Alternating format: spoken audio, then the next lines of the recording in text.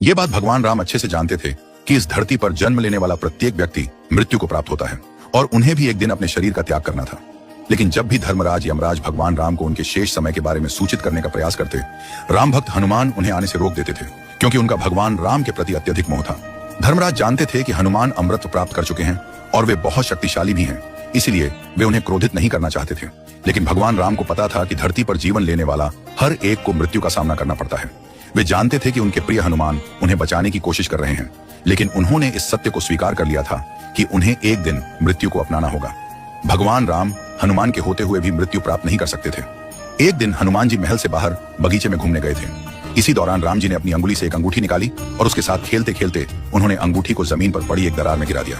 जब हनुमान टहलने के बाद महल में लौटे, तब भगवान राम ने उनसे कहा, हे बली, मेरी एक अंगूठी खो गई है, क्या तुम उसे ढूंढने में मेरी सहायता करोगे? हनुमान जी ने सहमति में सिर हिलाया और अपने शरीर को छोटा करने लगे। अगले ही पल उन्होंने अपने शरीर को इतना छोटा कर लिया कि वे जमीन में बनी दरार में प्रवेश कर सके। हनुमान उस दरार में घुस तो गए, पर जैसे ही अंगूठी को पकड़ने के लिए हाथ बढ़ाया, वह अंगूठी और नीचे की ओर खिसकती चली गई। हनुमान जी के पास अंगूठी का पीछा करने के सिवा कोई और उपाय नहीं था। पीछा करते करते बहुत समय बीत गया और कुछ समय बाद वे पाताल लोक में पहुंच गए। वहां उन्होंने नागों के राजा नागराज से मुलाकात की। हनुमान जी ने नागराज से प्रार्थना की, हे नागराज, प्रभु राम की अंगूठी पाताल में गिर गई है, कृपया आप मुझे वह अंगूठी लौटा दीजिए। नागराज ने कहा, मेरे पास अंगूठियों से भरी एक कोठरी है, धरती से जो भी अंगूठी गिरती है वह वहीं पर जमा हो जाती है, आप उस कोठरी में जाकर अपनी अंगूठी ढूंढ लीजिए। हनुमान जी ने कहा, ठीक है, मैं वैसा ही करूंगा। यह कहकर वे कोठरी में गए और वहां सैकड़ों अंगूठियां पड़ी थीं। थोड़ी देर खोजने पर उन्हें श्री राम की अंगूठी मिल गई। वे उसे लेकर लौटने लगे, परंतु पाताल में समय की गति बहुत धीमी होती है। वहां का एक पल पृथ्वी लोक में कई वर्षों के बराबर होता है। जब हनुमान अयोध्या पहुंचे तो काफी समय बीत चुका था। इस दौरान भगवान राम अपने नश्वर शरीर को छोड़ चुके थे।